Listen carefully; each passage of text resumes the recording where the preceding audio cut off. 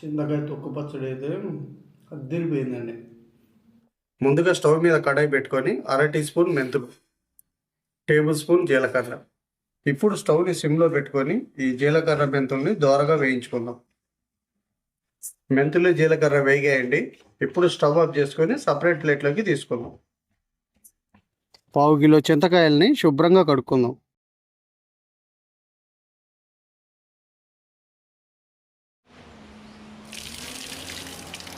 చూసారు కదా, ఇలా శుభ్రంగా కడుక్కున్నాం కదా. రండి, ముందుగా మనం వేపి పెట్టుకున్న జీలకర్ర మెంతుల్ని మెత్తగా పొడి చేసుకుందాం.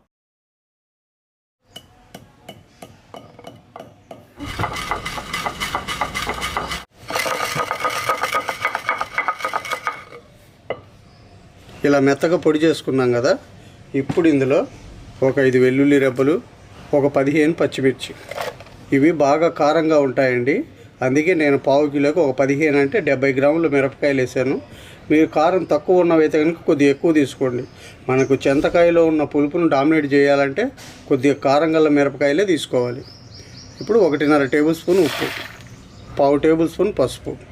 ఇప్పుడు వీటిని మరీ మెత్తగా కాకుండా కచ్చా పచ్చగా దంచుకుందాం.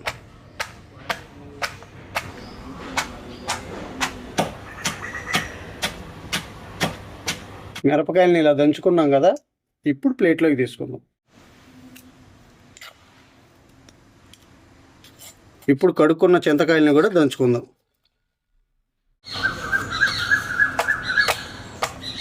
ఈ చింతకాయలని ఇలా దంచుతుంటే ఊటబావిలో నీళ్ళలాగా నోట్లో నీళ్ళు ఊరుతున్నాయండి బాబు. అదేందో కానీ చింతపండుని చింతకాయలని చూస్తే మనకు తెలియకుండానే నోట్లో నీళ్ళు వచ్చేస్తాయి. చింతకాయలని కూడా ఇలా కచ్చాపిచ్చగా దంచుకున్నాం కదా. ఇప్పుడు మనం ముందుగానే దంచి పెట్టుకున్న ఈ పచ్చిమిర్చి తొక్కును కూడా వేసి మరోసారి దంచుకుందాం.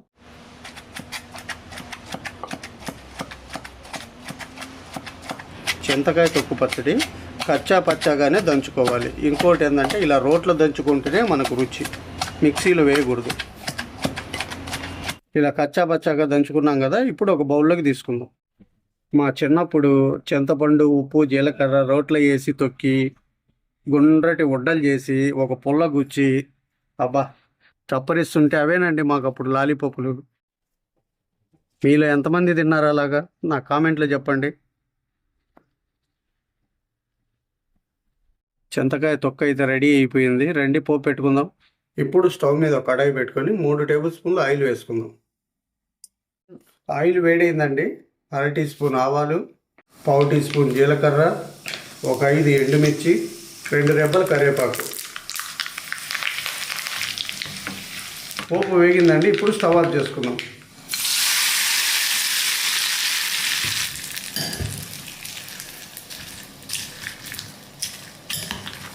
చింతకాయ తొక్కు పచ్చడి అయితే రెడీ అయిపోయింది.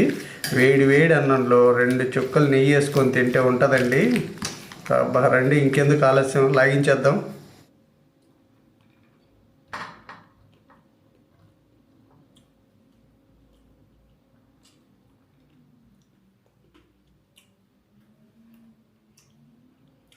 చింతకాయ పచ్చడి అయితే అదిరిపోయిందండి.